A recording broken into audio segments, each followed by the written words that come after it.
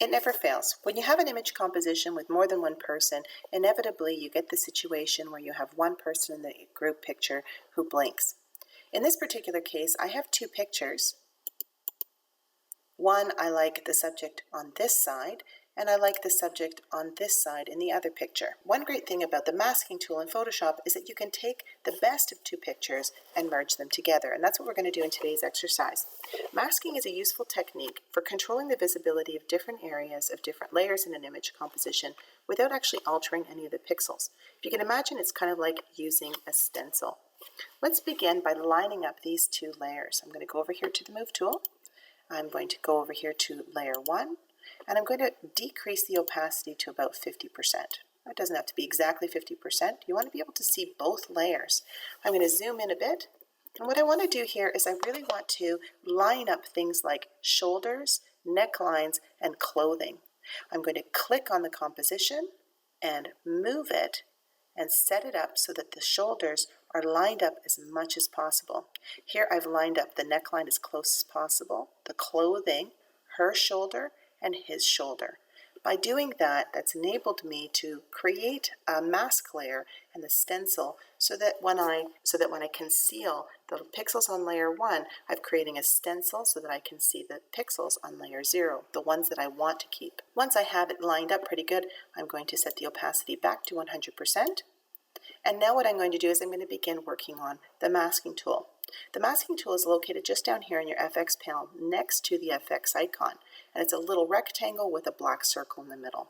When you click on the layer mask, you'll notice that it's linked, and I've got a white rectangle. This is your mask. You want to make sure that your mask is selected. You'll notice that your thumbnail can be selected and your mask can be selected.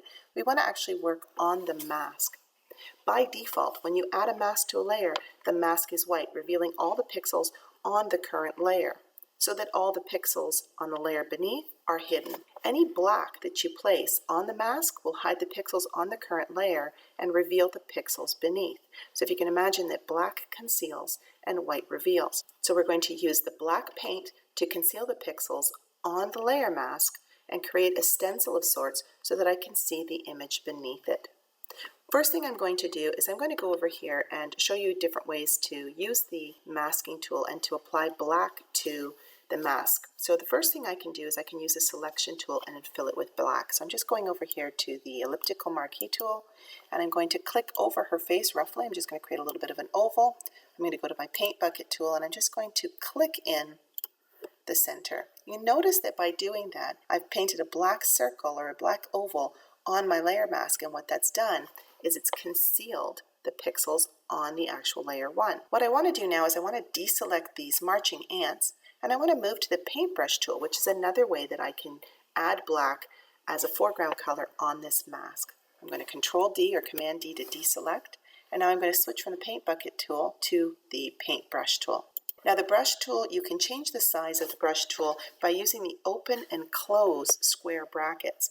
I'm using the open square bracket. You can see that it's shrinking the size of my brush. And if I use the close square bracket, it's going to enlarge it. I'm going to pick a brush size about this size. And now what I'm going to do is I'm going to add to my layer mask over here. I'm going to make sure that I'm on black as my foreground. And I'm going to start adding to my mask layer. I'm basically going to start painting in the picture that I want to see in the background. And it's a really good idea to kind of begin section at a time and then kind of work from the inside out. As you build, you want to make sure that you be mindful of the fact that you don't want to have two ears, so you want to start canceling out those areas. You want to make sure that you don't have any breaks in the composition. Okay, and you'll notice that I'm coming up as close as possible to the shoulder. This is where the lining up of the image in the first step really helps out. Take a look at her neck here. So I'm going to do a Control Plus and get them in a little bit closer. You can see that between the one layer of my mask and the background layer, I've got a little bit of a disconnect. And if I wink off layer 0, I can really see where the mask ends and where I've applied the black to the mask. What I'm going to do now is wink back on layer 0, and I'm going to continue in a way that I think that best creates alignment. So I'm going to keep painting in the area here. I'm going to keep going. I want to make sure that things line up nicely. I'm going to keep going down until my entire composition looks pretty lined up. Now, take a look over here on the shoulder. If I zoom in here a little bit more and I take a look at that shoulder, I can actually see where the mask didn't quite line up very well. Sometimes when you're using the masking tool, you have to build on your mask and then subtract from your mask and build on and subtract and so on. When you remember that black conceals the pixels on the current layer and white reveals the pixels on the current layer, I want to reveal part of the sleeve that I've concealed by accident. So I'm going to go over here to my color picker and I'm going to swap between the foreground and the background colors.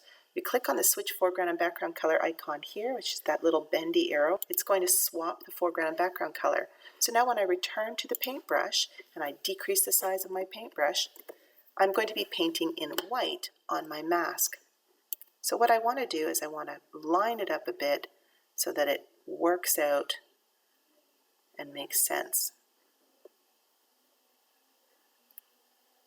Sometimes you do this and you go, well, you know what, actually perhaps I'd like to go a little bit more in detail. I'm going to again decrease the opacity, and maybe what I'll do is I'll just kind of grab some of this. After all,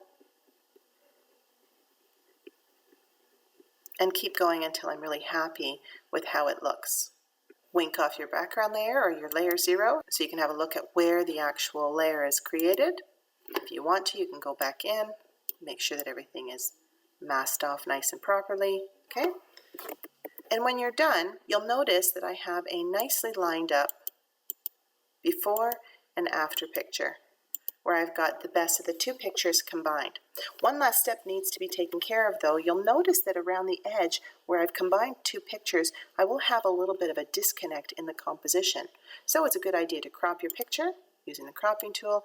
I'm just going to crop out some of that background that doesn't quite work out and hit enter. And here's my new and final picture, which I can then save as a JPEG. Go ahead and play around with the masking tool when you have two pictures that you want to combine, where you have one subject that's blinking or turning away from the picture and then replacing it with another one.